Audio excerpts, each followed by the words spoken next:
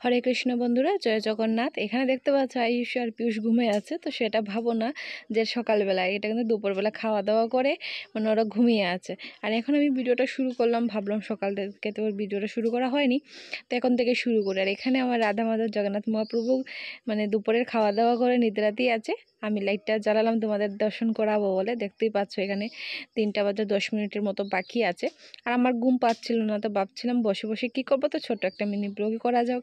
তো ওই যে লাইটটা অফ করে দিলাম আর চলো যাই বাইরে, যে এখানে আয়ুষের বাবা কী করছে। তো সামনে গিয়ে যদি ব্লগটা শুরু করি তাহলে তো একদম মহাভারত শুরু হয়ে যাবে।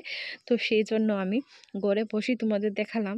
তো গাড়িটা কি হয়েছে জানি না, স্টার্ট নিচ্ছিল না। তো সেই জন্য আয়ুষের বাবা সম্পূর্ণ গাড়িটাকে খুলে গাড়িটা ঠিক করার মানে চেষ্টা করছিল। তো যাই হোক, সেটা আপাতত কি হয় না হয় সেটা পরেই দেখতে পাবে ব্লগের মাধ্যমে। আর এখানে আমি চলে এসেছি পেছন সাইডে, যেহেতু ঘুম পাচ্ছিল না, ঘরে বসে কি করব, মাও স্কুল থেকে আসেনি, তো চলে গেলাম পেছন সাইডে। তো দেখতে পাচ্ছ একদম ওই যে পেছনে দিল্লি পাবলিক স্কুলের পেছনে একদম জলে ভরে গেছে। আর আমাদের ঘর থেকে দিল্লি পাবলিক স্কুলটা দেখাই যায়। আর তো চলো সবার আগে এই যে এখানে যে নিচে মাটি কাটা হয়েছে, দেখতে একদম শুকনো মনে হচ্ছে, কিন্তু তুমি একদম হাঁটতে পাবে না।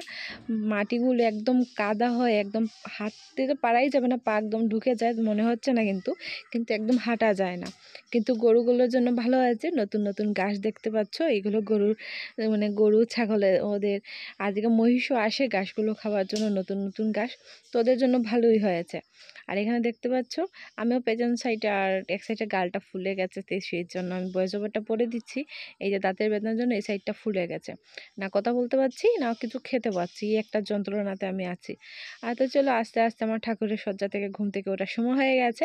আর এখন ঠাকুরকে দেওয়া হবে হালকা পাতলা, যেমন ঘুম থেকে ওঠার পরে ঠাকুরের জন্য আমাদের যেমন হালকা পাতলা খিদা লাগে, তো সেই রকম ঠাকুরকেও হালকা পাতলা যেন ফল আছে, ফল বলতে সপরে আনা হয়েছিল আগের দিন, তো সেটা ঠাকুরকে দেওয়া হয়নি। তো এখন আমি ধুয়ে টুয়ে ছোটো ছোটো করে কেটে আমার সোনা গোপাল সোনাকে এই যে আর রাধারানীকে ভোগ নিবেদন করলাম।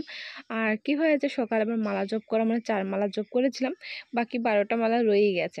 তো এখন আমি ভোগ লাগিয়ে বাইরে আস্তে আস্তে মানে তুলসী মহারানীর সামনে দাঁড়িয়ে জপ করে নেবো। আর যেহেতু আয়ুষের বাবা বাইরে গাড়ি ঠিক করতে দেখতেই পেয়েছো, তো এখানে হেঁটে হেঁটে আমি মালা জপ করে নেবো। আর বলেইছিলাম 4 মালা সকালে জপ করেছিলাম, তো সেই 4টা গুটি তোমাদের দেখালাম। আর এইদিকে আয়ুষের পড়ার সময় হয়ে গেছে, তো ওকে যে পড়ায় আয়ুষের দিদিভাই ও চলে এসেছে, ওরা এখানে লেখাপড়া করছে, ওদের ডিস্টার্ব করে লাভ নেই। তো চলো আমি বাইরে চলে যাব।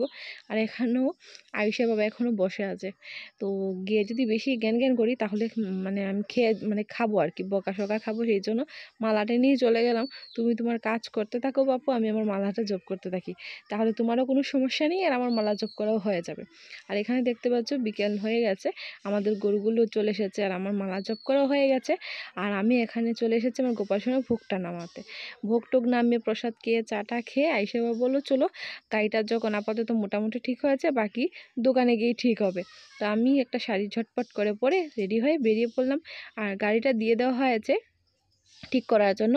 আর এদিকে দেখতে পাচ্ছ বৃষ্টি হয়ে মানে শুরু হয়ে গেছে। আর আসার সময় এত মন ভুল করে আমি ছাতিটাও নিলাম না।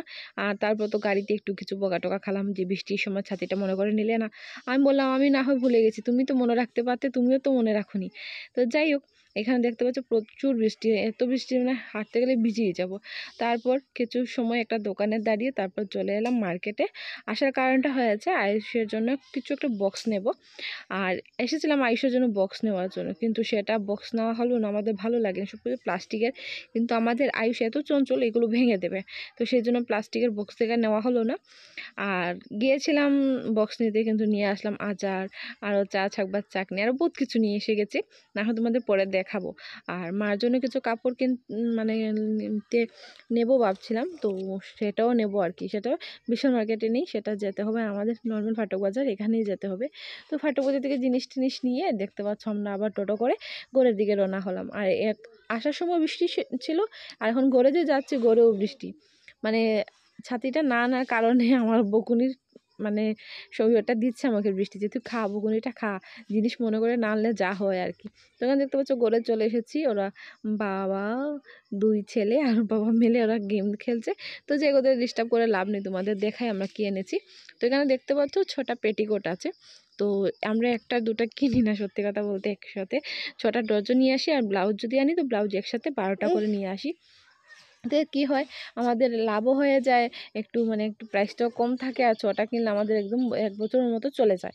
তো এখানে দেখতে পাচ্ছ 4টে কালার আছে। ওই যে একটা হালকা সবুজ বলতে পারবো না, স্কাই বলতে পারবো জানি না। তারপরে এখানে দেখতে পাচ্ছি একটা রেড কালার আছে, একটা ক্রিম কালার আছে, আর একটা পার্পল কালার আছে। আর বাইরে যে ইয়েলো কালারটা, হলুদ কালারটা মা বলছে সেটা আমি লাগাবো না, তুমি নিয়ে নাও। তো যেহেতু আমার কাছে হলুদ শাড়ি প্রচুর, তো সেই জন্য আমি নিয়ে নিলাম, আর না করেও লাভ নেই। আর এখানে দেখতে পাচ্ছ আমাদের খাওয়া দাওয়া হয়ে গেছে। আর এই যে তিলকটা দেখাচ্ছিলাম যে বৃষ্টির সময় ভিজে গেছে। তারপরে হঠাৎ মনে হয়েছে আমি যে আচারের ডিবিটা নিয়ে এসেছি তোমাদের দেখানো হয়নি। তো এই যে 2টো আচার নেওয়া হয়েছে, এটা আমের আচার নেওয়া হয়েছে মা, বাবা, আয়ুষের বাবার জন্য। আর আমার আমের আচারটা ভালো লাগে না, আমার এই মানে মরিচের আচারটা ভালো লাগে।